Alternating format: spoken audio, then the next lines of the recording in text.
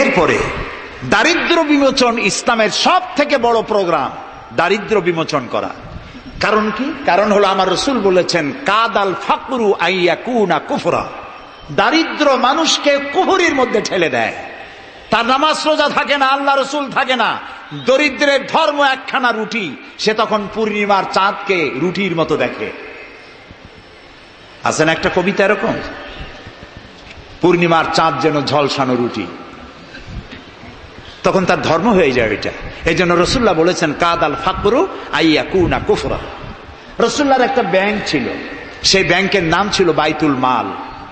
এই বাইতুল মাল ব্যাংক যেদিন তিনি এর ইনঅগ্রাল সেশন, উদ্বোধনী দিন, আমাদের ব্যাংকগুলি উদ্বোধন করার সময় কত শামিয়ানা, গেট, তোরণ ইত্যাদি করা হয়।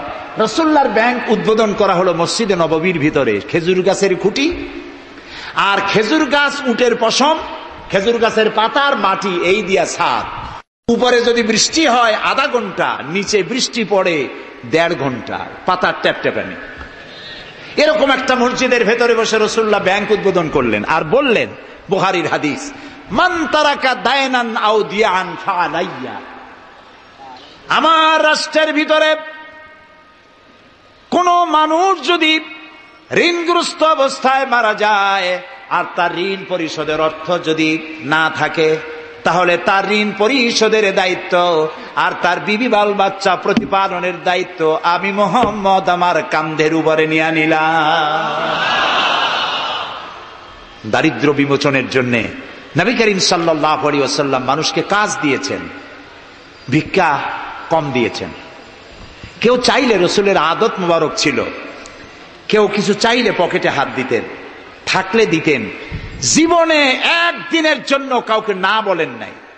বলেছেন কিছু নাই, বলতেন আজকে দিতে পারলাম না, তুমি আবার এসো, দেব না, এরকম কথা জীবনে একবারও বলেন নাই। সুবহানাল্লাহ। শুধু দিয়েছেন, কিছু নেন নাই। আল্লাহ, সারা জীবন মানুষের কষ্ট বুকের উপরে ধারণ করেছেন, কাউকে কষ্ট দেননি। ক্ষুধার্ত মানুষের দুয়ারে দুয়ারে গেছেন, নিজে ক্ষুধায় কষ্ট করেছেন। হযরত আবু বকর, ওমর মসজিদে নববীর ভেতরে বসে অসময় বসে আছেন। রাসূলুল্লাহ দিনের বেলা জিজ্ঞেস করলেন, তোমরা এই অসময় এখানে কেন? তারা বললেন, আমরা ক্ষুধার্ত, 2-3 দিন কিছু খাই না। রাসূলুল্লাহ বললেন, আমারও তো একই অবস্থা, চলো। 3 জন বেরিয়ে গেলেন। মসজিদে নববীর পাশেই ছিল হযরত আবু আইয়ুব আনসারী রাদিয়াল্লাহু তাআলা আনহুর বাড়ি। আমি 1973 সনে স্বাধীন বাংলাদেশের প্রথম হজ আমি করেছিলাম। 4733 টাকা ছিল বিমানের ভাড়া। তখন মসজিদে নববীর পাশেই ছিল আবু আইয়ুব আনসারী রাদিয়াল্লাহু তাআলা আনহুর বাড়ি। সেই বাড়িতে গেলাম, ওইখানে একটা বাক্সের ভিতরে, একটা গ্লাসের বাক্সের ভিতরে ছিল রসুলের ব্যবহার করা তরবারি, তীর আর ধনুক। আমি বহুত চেষ্টা করছিলাম গ্লাসটা উঠাবার জন্য, কারণ এটা সেই তরবারি, সেই তীর, সেই ধনুক যেখানে আমার রসুলের হাতের পরশ লেগেছিল। যদি ধরতে পারতাম প্রাণ ভরে একটা চুমা দিতাম। এই বাড়িতে গিয়ে রসুল্লাহ উপস্থিত হলেন। আবু আইয়ুব আনসারী 3 জন মেহমান, এর থেকে শ্রেষ্ঠ মেহমান আছে আর? স্ত্রীকে বললেন, তাড়াতাড়ি একটা ছাগল জবাই করো, রুটি বানাও। তিনি চলে গেলেন বাগানে, বাগান থেকে কিছু খোরমা আনলেন। হাদিস শোনাচ্ছি, গল্প নয়। কিছু খোরমা এনে রসুলের সামনে রাখলেন। রসুল্লাহ বললেন, এর মধ্যে কাঁচা পাকা, আধা পাকা 3 পদের খাজুর, আমি কোনটা খাবো? হযরত আবু আইয়ুব বলেন, 3 প্রকারের খেজুরে আপনি হাত দিবেন, কারণ আপনার হাত যে প্রকারের খেজুরের গায়ে লাগবে আমার বাগানে আল্লাহ রাব্বুল আলামিন সেই খেজুরে বরকত দিয়া দিবেন। কিছুক্ষণ পরে রান্না হয়ে গেল, রসুলের সামনে গোশত আসলো, রুটি আসলো। আল্লাহর নবী খাবারের শুরুতে 2-1টা রুটি আর 2-3টা গোশত টুকরা রুটি দিয়া পেঁচায়া হযরতে আবু আইয়ুব আনসারীর হাতে দিয়া দিলেন। বললেন, আবু আইয়ুব, এই রুটি আর গোশত টুকরা নিয়ে যাও, আমার কলিজার টুকরা মা ফাতেমা গত 3 দিন হলো কিছু খায় নাই। দুনিয়ার মানুষের খাবার পৌঁছায়ছেন, নিজে না খেয়ে থেকেছেন। হযরত আয়েশা বলেছেন, 1 দিন 2 দিন না, মাসের পর মাস রাসূলুল্লাহর স্ত্রীদের ঘরে চুলায় আগুন জ্বলে নাই। হযরত ওমর রাদিয়াল্লাহু তাআলা আনহু রাসূলুল্লাহর ঘরে প্রবেশ করেছেন। এখনো ঘরটা আছে মসজিদে নববীর কোনায়, ছোট্ট ঘরটা, বিশ্বনবীর ঘর। তিনি ঘরের মধ্যে প্রবেশ করে দেখেন রাসূলুল্লাহ শুয়ে আছেন। তারপরে হযরত আবু বকর সালাম করলেন, রাসূলুল্লাহ উঠে বসলেন। হযরতে ওমর রাদিয়াল্লাহু তাআলা আনহু বাচ্চা শিশুর মতো ডুকরে কেঁদে উঠলেন। নবীজি জিজ্ঞেস করলেন, ওমর কাঁদো কেন? হযরত ওমর বলছেন, ইয়া রাসূলুল্লাহ, আমি বিশ্বনবীর ঘর দেখতেছি, ছোট্ট একটি ঘর, এক কোনায় পানি শূন্য সরাহি কাত হয়ে পড়ে আছে, এক পাশে একটা গ্লাস, আর আপনি যে বিছানায় শোয়া, চাদর নাই, বালিশ নাই, দড়ি দিয়া বুনানো খাটিয়ার উপরে শুয়েছিলেন, হাতের তলায়, মাথার তলায় হাত দিয়ে আপনার জান্নাতি শরীর মোবারকের পিঠের উপরে দড়ির দাগ আমি সহ্য করতে পারছি না ইয়া রাসূলুল্লাহ। কাফেরেরা পৃথিবীতে এত শান্তি করলো, আর আল্লাহ রাসূলের গায়ে দড়ির দাগ, আপনি আমাকে অনুমতি দেন, আমি একটা তোশক আপনাকে বানায় এনে দেই।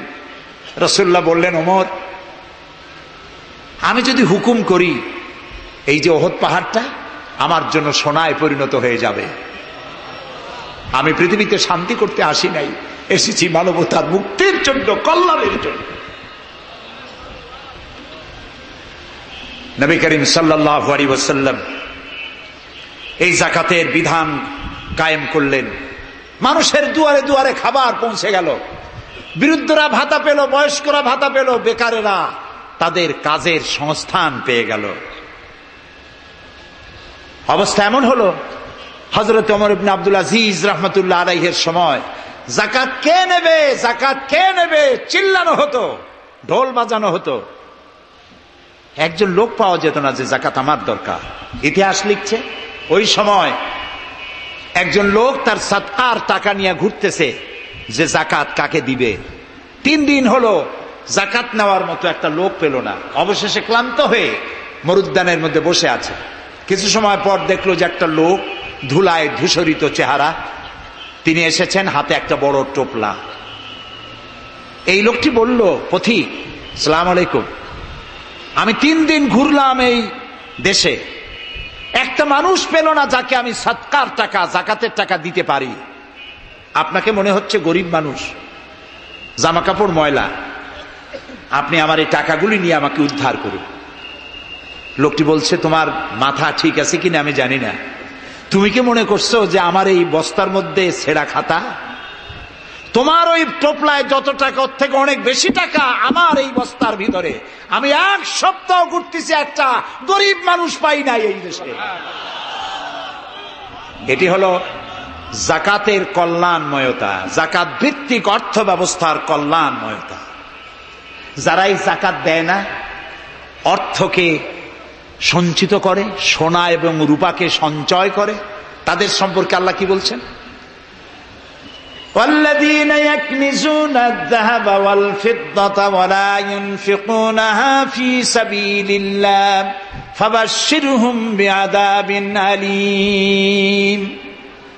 যারা নাকি রৌপ্য এবং স্বর্ণ সঞ্চয় করে, আমার রাস্তা খরচ করে না, মানে গরিবদের দেয় না, সঞ্চিত করে রাখে, তাদের জন্য কঠিন পীড়াদায়ক শাস্তির সুসংবাদ দাও। প্রশ্ন উঠতে পারে, শাস্তির কি সুসংবাদ হয়? শাস্তির কি হয়? আল্লাহ সুসংবাদ বললেন কেন? এটা বোঝাবার জন্য ছোট্ট একটি দৃষ্টান্ত যথেষ্ট। মা যদি ছেলেকে কন্ট্রোল করতে না পারে, দারুণ দুষ্ট, মা তখন বলে, দাঁড়া, তোর বাপ আসুক, আমি তারে নালিশ করবো, এমন পিটটি দেবে তখন মজা টের পাবে। পিটাইলে কি মজা লাগে? তাহলে মজা বললো কেন?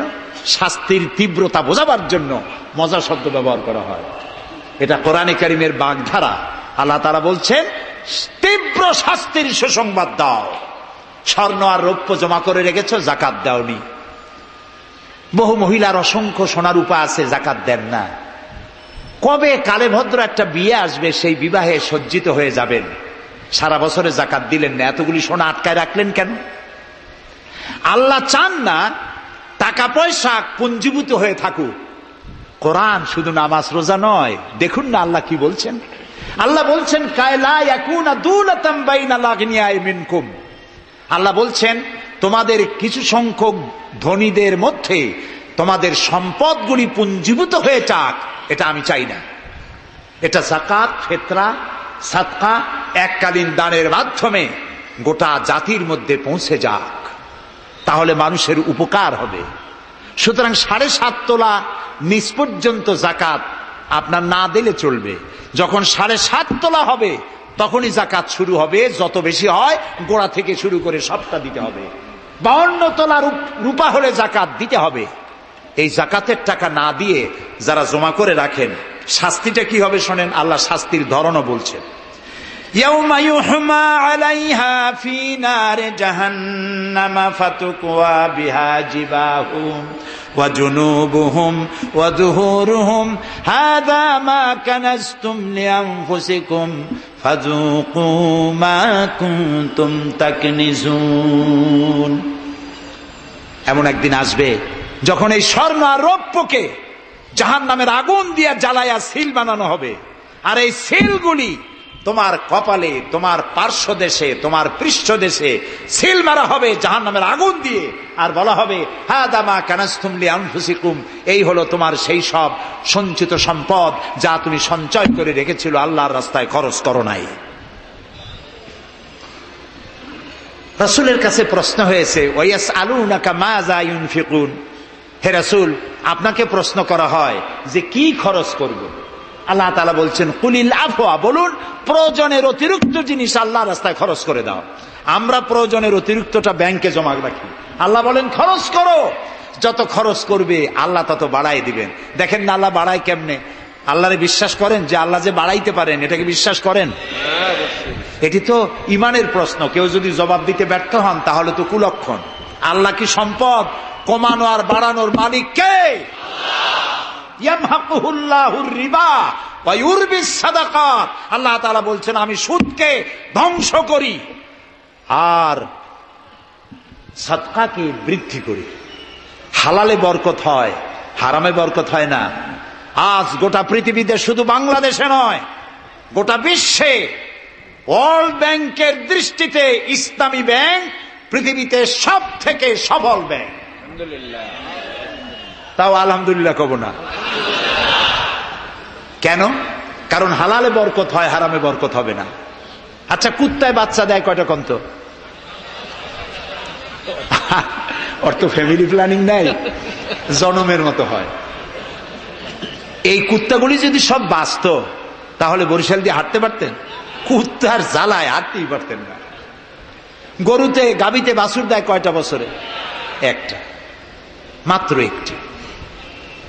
আর মুসলমানেরা গরু যা জন্মের খাওয়া খায়, তারপরেও কুত্তা বেশি না গরু বেশি?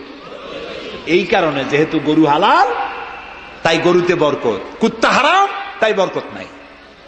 ইসলামী ব্যাংক শুধু ব্যাংকিং সেক্টরেই কাজ করে না, জাতির কল্যাণমূলক বহু সংখ্যক কাজ তারা করে থাকে।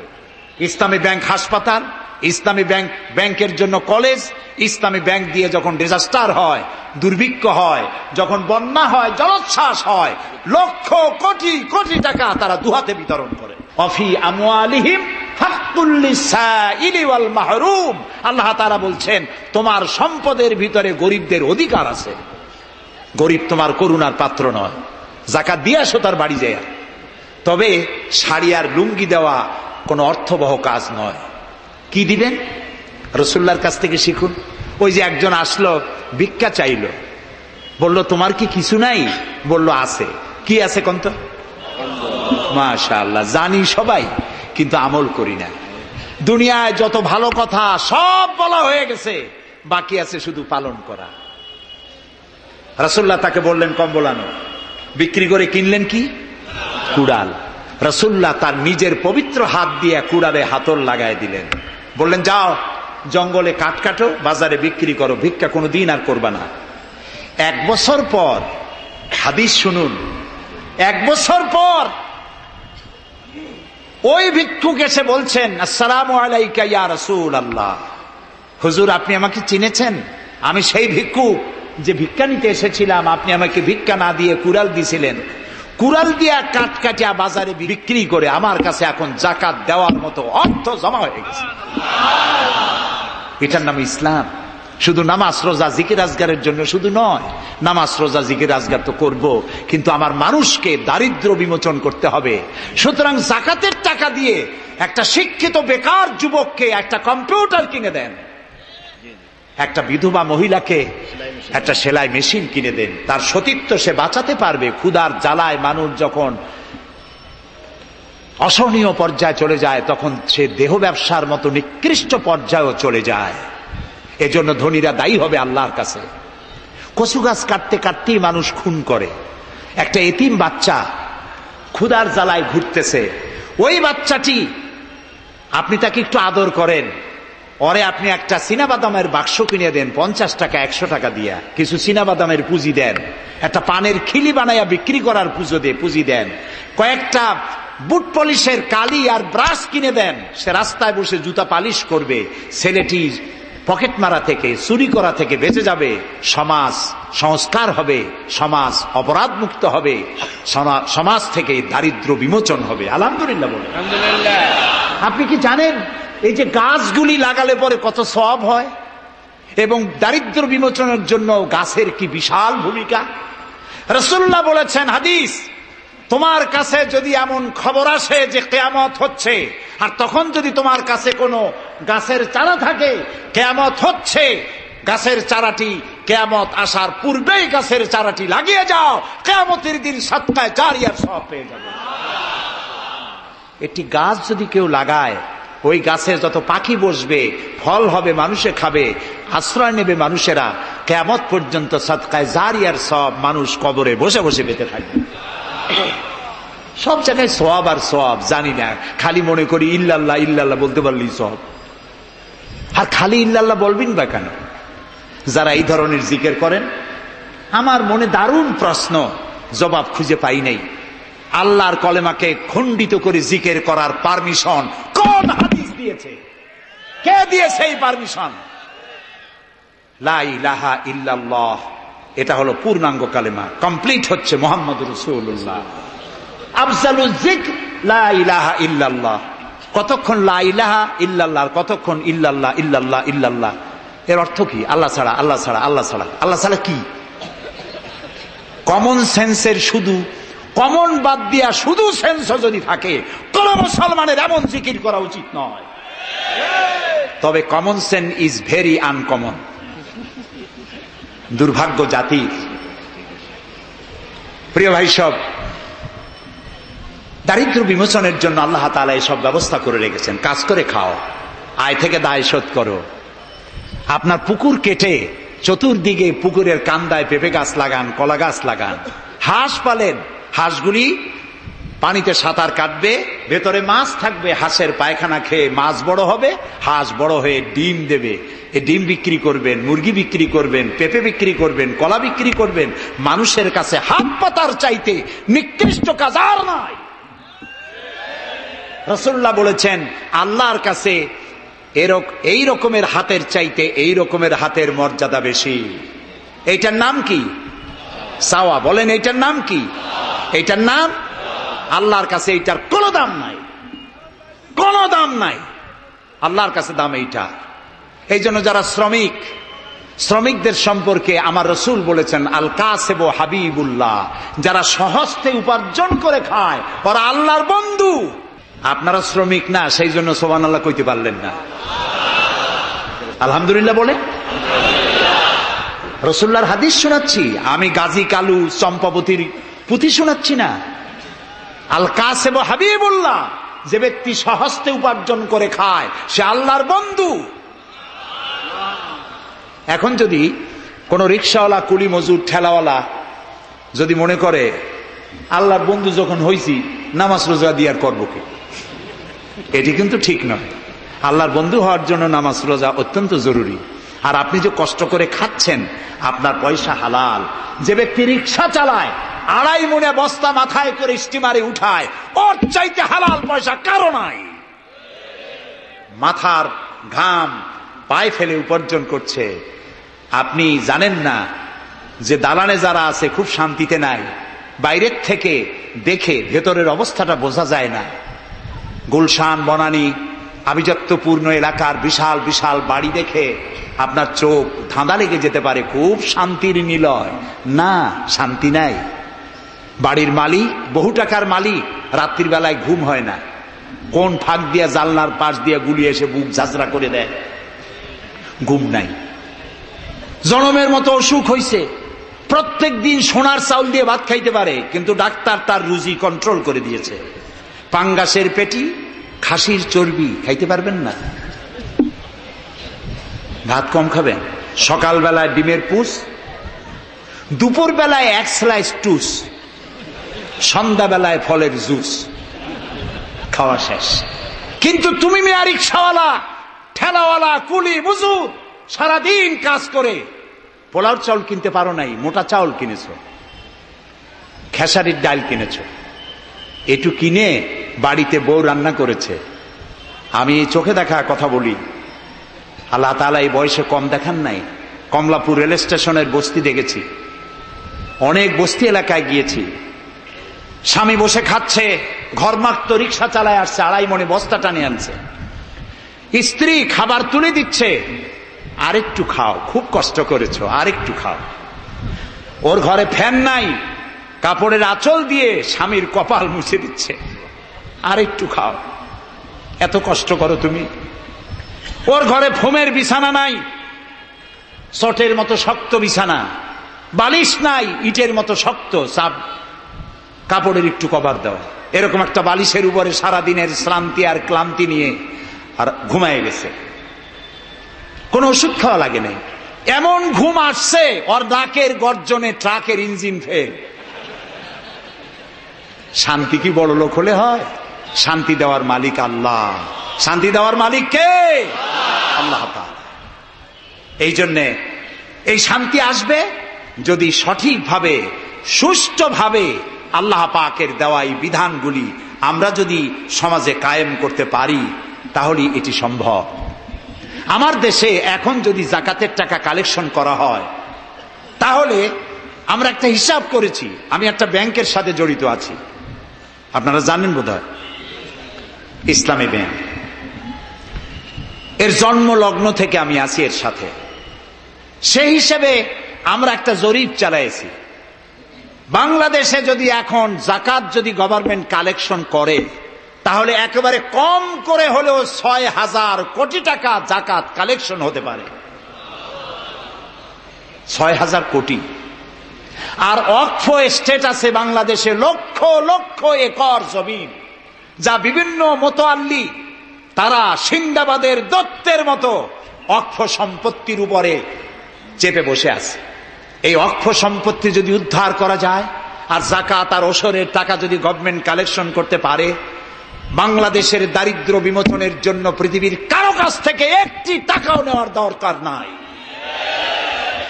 এই যে 6,000 কোটি টাকার শূন্যতা, ভেকুয়াম সৃষ্টি হলো বাংলাদেশে, এই শূন্যতা পূরণের জন্য এগিয়ে এলো এনজিওরা, এবং তারা সুদের বাণিজ্য শুরু করলো। ব্যাংক সুদ নেয় 15 or 17%, আর এনজিওরা নেয় 35 থেকে 40%। মারাত্মক সুদখোর। সমাজে কাবলিওয়ালাদের মতো সুদ চালু করে দিয়েছে। প্রিয় ভাই সব, বাংলাদেশ এটি সম্পদশালী দেশ। যারা বলে, আমি পার্লামেন্টে একবার বক্তৃতায় বলেছিলাম যে যারা বলে বাংলাদেশ গরিব, আমি তাদের সাথে একমত হতে পারি না। আমার দেশ সম্পদশালী দেশ, আলহামদুলিল্লাহ বলে। আমার দেশ, এ বাংলাদেশের আবাদযোগ্য জমির পরিমাণ 2,40,00,000 একর। আলহামদুলিল্লাহ বলবেন না? এখানে বনজ সম্পদ আছে 32,53,860 কিলোমিটার বর্গমিটার নিয়ে, বর্গমাইল জুড়ে। এখানে আল্লাহর হেকমতটা দেখেন। সুন্দরবন আমাদের থেকে দূরে না কাছে? বরিশাল, বরগুনা, বাগেরহাট, সাতক্ষীরা, এই এলাকায় সুন্দরবন কে বানাইছে? কোন গভর্নমেন্ট বানিয়েছে? কেন? আর অন্য জায়গায় বানানো হলো না কেন? উত্তরবঙ্গে বানাইলো না কেন? কারণ আমাদের বঙ্গোপসাগর হলো সাইক্লোন জোন। এখান থেকেই ঘূর্ণিঝড়ের উৎপত্তি হয়, সাইক্লোন জোন। 240, 80, 300 অথবা সহস্র মাইল স্পিডে বা 500 মাইল স্পিডে ঝোড়ো হওয়া প্রবাহিত হওয়ার জন্য ঘূর্ণিঝড় প্রস্তুতি দেয়। আবহাওয়া বার্তা দিয়ে তা শোনানো হয়। উপকূলীয় এলাকায় যদি আল্লাহ তাআলা সুন্দরবন তৈরি না করতেন, তাহলে সমুদ্রের ঘূর্ণিঝড়ের প্রথম ধাক্কায় কুয়াকাটা, পটুয়াখালী, বরগুনা, সাতক্ষীরা, পিরোজপুর, বাগেরহাট, বরিশাল প্রথম ধাক্কায় উড়ে চলে যেত। আল্লাহ তাআলা কি দয়া, সুন্দরবন বানাই দিয়ে প্রোটেক্টেড করেছেন। তাও আমরা সুবহানাল্লাহ বলবো না? এই সুন্দরবন রক্ষার জন্য গভর্নমেন্ট পাহারাদার লাগিয়েছে, কিন্তু পাহারাদারেরা নিজেরাই রক্ষকরা হইছে ভক্ষক, জন্মের খাওয়া খাইতেছে। আল্লাহ দেখলেন যে এরা তো এই ধরনের মানুষ খুব বেকায়দা, সেই জন্য আল্লাহ তাআলা নিজেও কিছু পাহারার ব্যবস্থা করলেন। সেই পাহারাদারকে রয়্যাল বেঙ্গল টাইগার। যদি সামনে পড়েন 10 কোটি টাকা ঘুষ দেবেন, এ কথা শুনলেও আপনারে ছাড়বে না। যাতে বংশানুক্রমে পৃথিবীর মানুষ, দেশের মানুষ এগুলি ভোগ দখল করতে পারে, আল্লাহ সেই জন্য পাহারাদার রেখে দিয়েছেন। সুবহানাল্লাহ। আমার দেশে রয়েছে পানি সম্পদ। বাংলাদেশে ছোট বড় 250টি নদ নদী আছে, যেগুলির দৈর্ঘ্য 3200 বর্গ মাইল। আছে পানি সম্পদ, আছে পশু সম্পদ, আছে মৎস্য সম্পদ, সর্বোপরি আছে এই বাংলাদেশের 14 কোটি মানুষের 28 কোটি হাত। এই হাতগুলি যদি ভিক্ষুকের হাত না হয়ে কর্মীর হাত হয়ে যায়, তাহলে আমাদের দেশ গরিব থাকতে পারে না। আমার দেশের সম্পদের অভাব নাই, যথেষ্ট সম্পদ আছে, শুধুমাত্র ইকুয়াল ডিস্ট্রিবিউশন নাই। সৎ এবং যোগ্য নেতৃত্বের অভাবে এই চরম দুরবস্থার সৃষ্টি হয়েছে। আরো হয়েছে রাজনৈতিক প্রতিহিংসার কারণে। তা না হলে আমরা পৃথিবীর মধ্যে দাঁড়ায় যেতাম। যুদ্ধ বিধ্বস্ত জাপান কোথার থেকে কোথায় গেল, উত্তর কোরিয়া আমেরিকাকে চ্যালেঞ্জ করছে। থাইল্যান্ড, যারা নারী ব্যবসা করে জীবন বাঁচাইতো, সেই থাইল্যান্ড এখন, আমি মেলবোর্ন ইউনিভার্সিটিতে আমার প্রোগ্রাম ছিল, যাওয়ার সময় ব্যাংকক হয়ে গেলাম। একটি হোটেলে আমার থাকার জায়গা ছিল।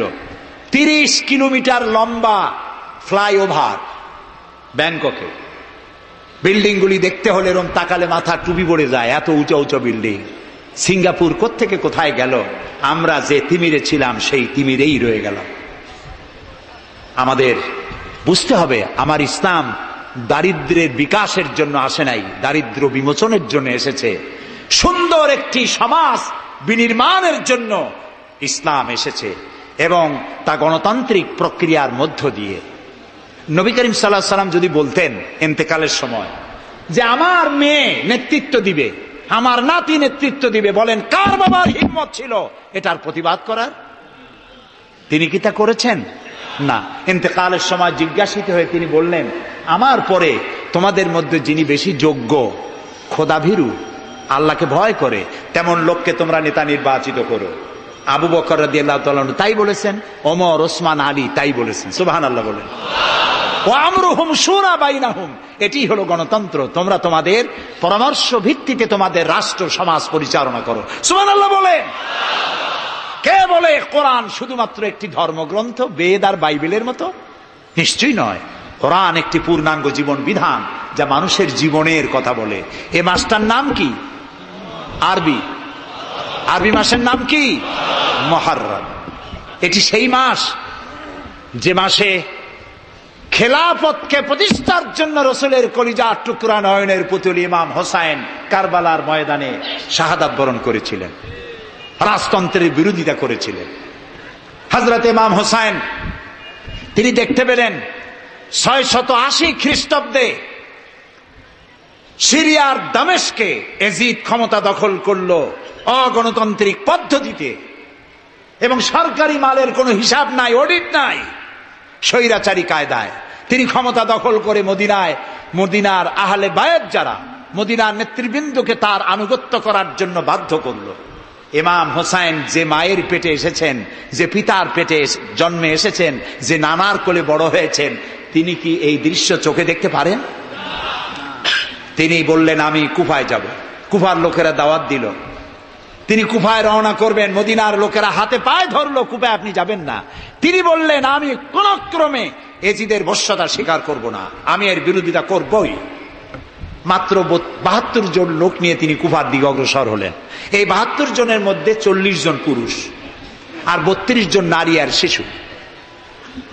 তিনি যখন কারবালা প্রান্তরে পৌঁছে গেছেন,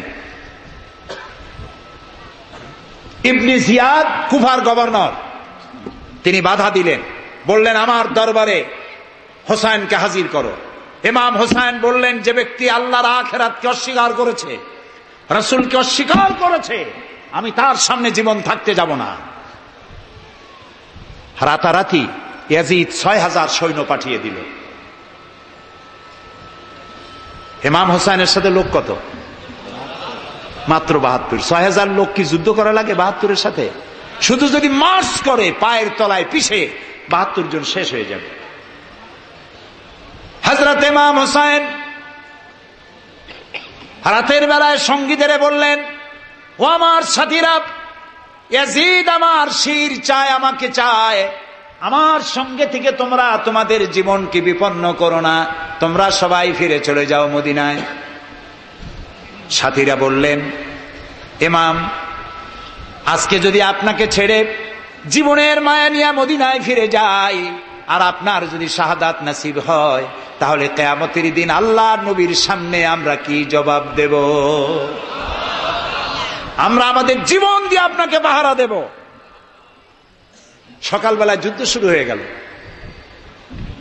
জোহরের নামাজ আসতে না আসতে 40 জন পুরুষ শাহাদাত বরণ করলেন। এখন একজন পুরুষ বেঁচে আছেন, ইমাম হুসাইন। তাঁবুর ভিতরে স্ত্রী এবং অন্যান্য মহিলাদের কাছ থেকে বিদায় নিতে এসেছেন। তোমাদেরকে আল্লাহর হাওয়ালা করলাম, আমি যুদ্ধে চলে যাচ্ছি। আমার চোখের সামনে আমার নানাজির দান্দান মোবারক শহীদ হওয়া ইসলাম, সাহাবীদের রক্ত দেওয়া, জীবন দেওয়া ইসলাম, খেলাফত মিটে যাবে পৃথিবী থেকে, রাজতন্ত্র প্রতিষ্ঠা হবে, আমার জীবন থাকতে আমি তা হতে দেব না। স্ত্রী এগিয়ে এলেন, বললেন, হোসাইন, জিহাদের ময়দানে থেকে আমি আপনাকে বিরত থাকতে বলবো না, তবে একটি দাবি আছে। এই যে ছোট্ট দুগ্ধপোষ্য শিশু, গত কয়েকদিন হলো ঘরে খাবার নাই, পানি নাই, আমার বুকে দুধও নাই, এই ছোট্ট বাচ্চাটিকে একটু পানির ব্যবস্থা করুন। ইমাম হোসেন কলিজার টুকরা সন্তানকে 2 হাতে উঁচু করে এজিদি সৈন্যদের সামনে এসেছেন। এজিদি সৈন্যরা, আমার হাতের দিকে তাকাও, এটি রসুলের আওলাদ, আমার কলিজার টুকরা সন্তান। ফোরাতের অফুরন্ত পানি প্রবাহিত হচ্ছে, একটু ফোরাতের কুলটা ছেড়ে দাও, ওর একটু পানি পান করায়। আমার সাথে তোমাদের শত্রুতা থাকতে পারে, এই নিষ্পাপ বাচ্চার সাথে তো কোনো শত্রুতা থাকার কথা নয়। তার এই আবেগপূর্ণ কথা এজিদি সৈন্যদের কলিজা স্পর্শ করলো না। তারা বিষাক্ত তীর নিক্ষেপ করলো। ইমাম হোসাইনের উঁচু করে ধরা বাচ্চার বুকের ভিতর থেকে বিষাক্ত তীর প্রবেশ করে বেরিয়ে গেল অপর প্রান্ত থেকে, রক্ত ফিনকি দিয়ে বেরিয়ে এলো। ইমাম হোসাইন 2 হাতে আজলা ভরে সেই রক্ত চেহারায় মাখতে লাগলেন আর বললেন, কলিজার টুকরা সন্তান, সালেহ আলাইহিস সালামের উটনির রক্তের চাইতে তোমার রক্ত পবিত্র। হযরত সালেহ আলাইহিস সালামের চাইতে রাসূলুল্লাহর মর্যাদা অনেক বেশি, তুমি তার আওলাদ।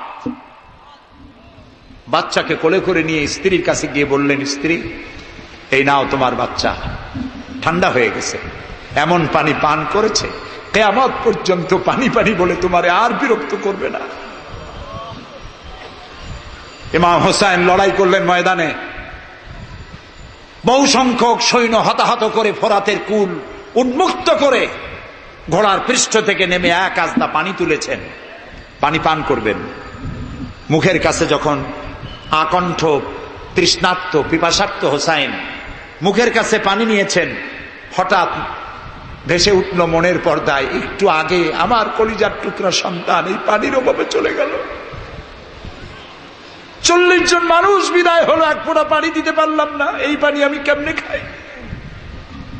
হাতের থেকে পানি পড়ে গেল। অশ্বের পৃষ্ঠে আরোহণ করলেন, চতুর্দিক থেকে তীর আর তরবারি আসতে লাগলো। ইমাম হোসেন বললেন, থামো, একটু থামো, তোমরা কাকে তীরবিদ্ধ করছো? আমি কি তোমাদের রসুল মুহাম্মদ সাল্লাল্লাহু আলাইহি সাল্লামের নাতি নই? আমি কি তোমাদের রসুলের কলিজার টুকরা মা ফাতেমার নয়নের মণি নই? কেমন করে আমার গায়ে তোমরা তীর মারো? উম্মে সালমা, আমাদের মা উম্মে সালমা রাদিয়াল্লাহু তাআলা আনহা, সকাল বেলায় 11ই মুহররম সকাল বেলায় তিনি ঘরে বসে কাঁদতেছেন। কয়েকজন প্রতিবেশী মহিলা এসে বলছেন, মা আপনি কাঁদেন কেন? তিনি বলছেন, আজকে রাত্রে আমি স্বপ্নে দেখেছি রাসূলুল্লাহ আমার বাড়ি এসেছেন।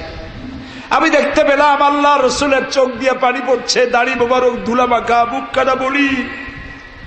আমি জিজ্ঞেস করলাম, ইয়া রাসূলুল্লাহ আপনি কাঁদেনই কেন? মুখখানা মলিন কেন? দাড়ি মোবারকে ধুলাবালি কেন? রাসূলুল্লাহ বললেন, উম্মে সালমা তুমি জানো না আমি এইমাত্র কারবালা থেকে এসেছি।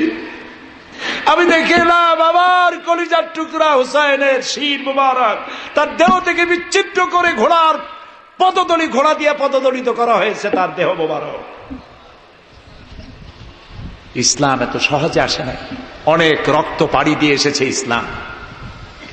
হযরতে হুসাইনের মস্তক মুবারক ইয়াজিদি সৈন্যরা একটা প্লেটে করে নিয়ে কুফার গভর্নর ইবনে জিয়াদের সামনে রেখেছে। ইবনে জিয়াদ চেয়ারে বসা, সিংহাসনে বসা, ইমাম হুসাইনের মস্তক মুবারক তার পায়ের কাছে রেখেছে। কলঙ্কিত ইতিহাস, কি করে আমি শুনাই আপনাদেরকে? ইবনে জিয়াদ চেয়ারে বসে পায়ের কাছে রাখা ইমাম হুসাইনের ঠোঁটের উপরে লাঠি দিয়ে নাড়তেছে। হযরত যায়েদ রাদিয়াল্লাহু তাআলা আনহু 80 বছর বয়স, তিনি বলছেন, ইবনে জিয়াদ এতক্ষণ যা করেছো মুখ বুজে সহ্য করেছি, কিন্তু এখন যেটা তুমি করতেছো পায়ের কাছে কার ব্যথা? তুমি যে ঠোঁটের উপরে লাঠি দিয়া নাড়তেছো, আমি যায়েদ আমি দেখেছি রাসূলুল্লাহ 1000 বার এই মুখের উপরে চুমা খেয়েছেন। তোমার বেয়াদবি বন্ধ করো।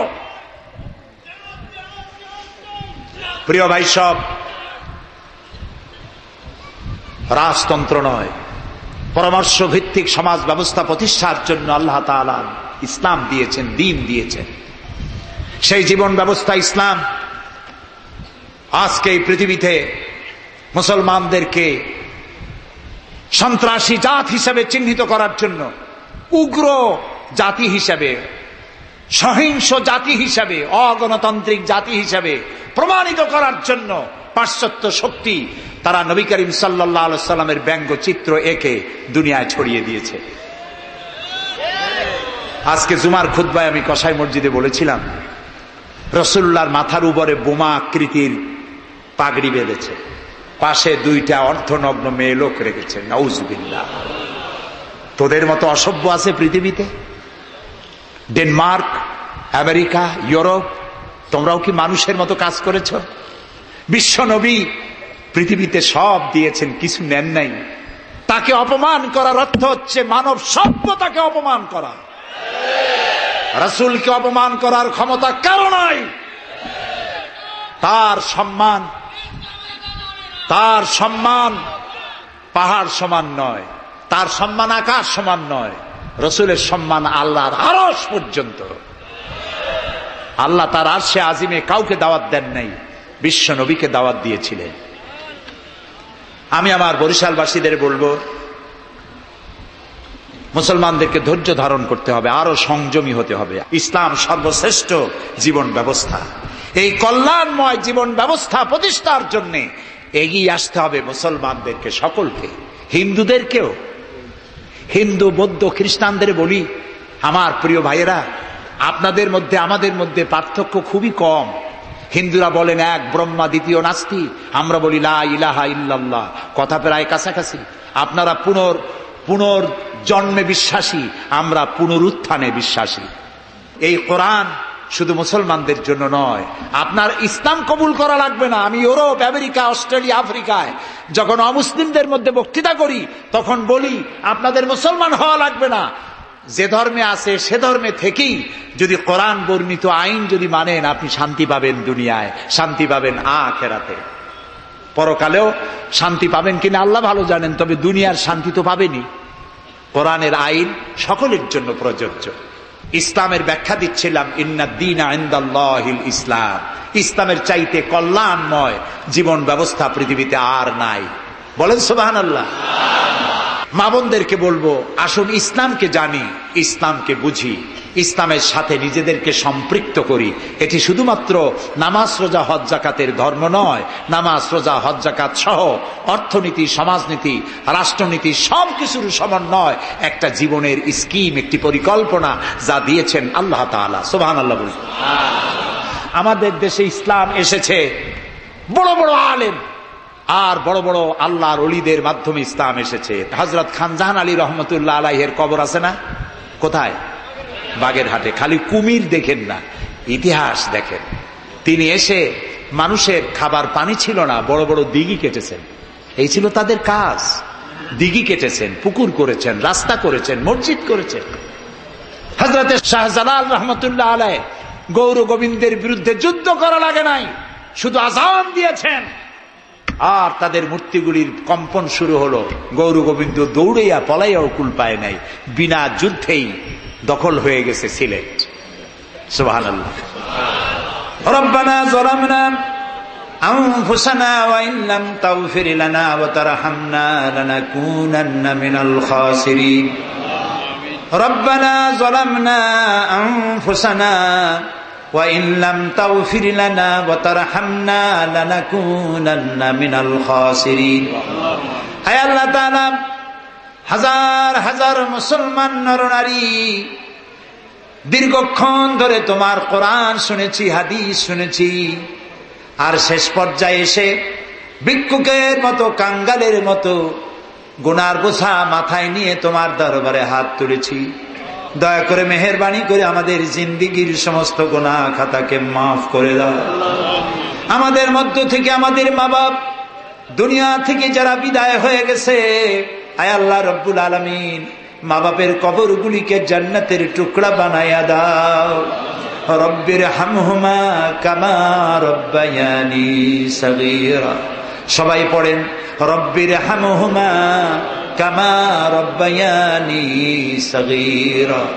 আয় আল্লাহ রব্বুল আলামিন, জনম দুঃখিনী গর্ভধারিণী মা, যিনি না খেয়ে আমাদের মুখে, ক্রন্দন মুখে চুমা দিয়া, শত চুমা দিয়া হাসি ফুটাইছেন, না খেয়ে আমাদেরকে খাওয়াইছেন, আমরা না ঘুমানো পর্যন্ত ঘুমান নাই, এত কষ্ট করেছেন যেই মা, আল্লাহ কবরটাকে বেহেশত বানাইয়া দাও।